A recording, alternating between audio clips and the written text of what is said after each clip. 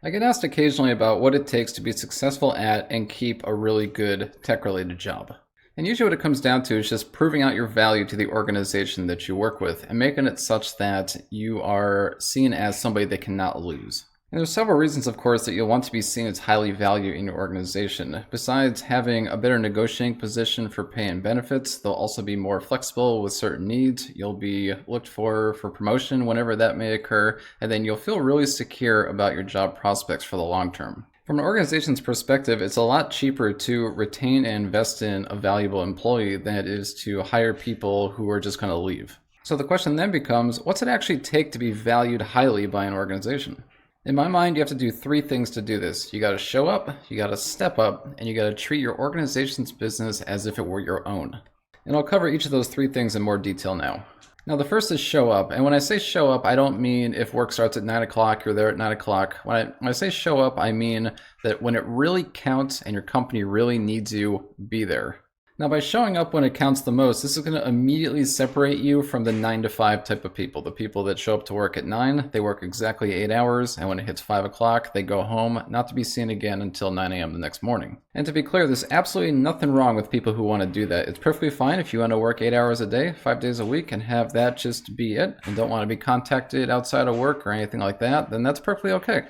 However, you should just be aware that doing the bare minimum never really results in an organization seeing you as somebody that they just absolutely cannot lose. Obviously, it's not hard to find people who do the bare minimum. But the first time you're there for your organization when they need you the most, it is really, really good for you. The thing about programming and software is that code seems to break at the worst possible times, whether it's 11 p.m. on a Saturday or 5 a.m. on a Monday. And if something breaks and they can't get a hold of anybody, but they get a hold of you and you hook them up, that is fantastic. Because they'll end up talking about that to higher ups in the company. They'll be saying like, we contacted engineer man. That guy, he picked up at 11 p.m. and we told him the problem and he got it solved in like 10 minutes and we were back online, no problem.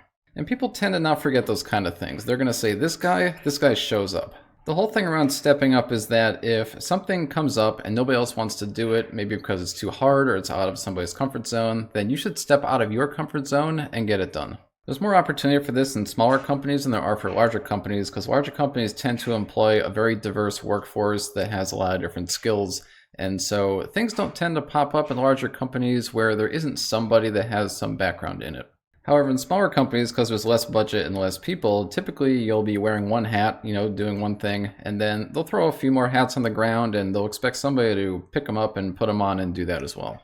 And if you're one of the people that picks up one of those hats, puts it on, and gets it done, that's going to be really good for you. Of course, this does require that you do come out of your comfort zone, and it could be a higher risk thing because it could be a skill that you don't know, so you could just be flying blind. But if you work hard at it and you ultimately succeed at it, then that's going to look really good on you.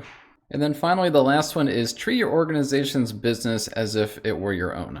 There's often a lot of opportunity to give ideas or feedback on a technical product to help make it better, and a lot of the times organizations will appreciate that feedback from people. And there's a few reasons that this happens. The two primary ones that come to mind is the first, that people think, oh, the organization doesn't care, so why would I bother giving my feedback or ideas? And the second reason, and this is kind of a worse reason, is that people feel like, well, it's not my business, so why should I bother? But rather than seeing it that way, internalize that you're invested in the outcome of this business, and in some cases you are. And once you internalize this, you'll start thinking not only as a technologist, but also as a business-minded person, and your organization will appreciate that a great deal.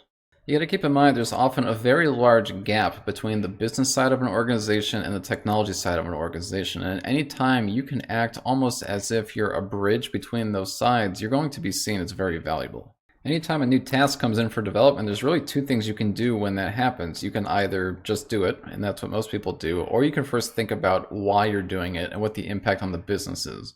However, for thinking about why you're doing something to make sense, you first have to understand the business that you're even involved in. And you'd be surprised what kind of doors this ultimately opens, because they'll start looping you into discussions that have nothing to do with development. They'll say, oh, hey, go talk to engineer man, see what he thinks about this. Now, obviously, this works really well for like small, medium-sized companies, but for larger companies, it doesn't work as well, because the bigger the company, the more you're going to feel like just a small cog in a really giant machine. And you'll be in a company where, the company's just laser focused on doing one thing the same way as they've always done it, and maybe they won't be open to doing anything differently. So your mileage may vary when it comes to larger companies. And that's really all there is to it. I promise you that if you show up and be there in your organization's time of need, if you step up for the hard work that nobody else wants or can do, and then you treat your organization's business as if it were your own and show them that you really care about the outcome of your business, I promise you that that organization is going to treat you very well, and they're going to work very hard to retain you for as long as you're willing to work there. I'm a firm believer that if you take care of your organization, then your organization will take care of you. Hopefully this advice helps you out a lot in your current and future endeavors. Thanks a lot for watching, and I'll see you soon.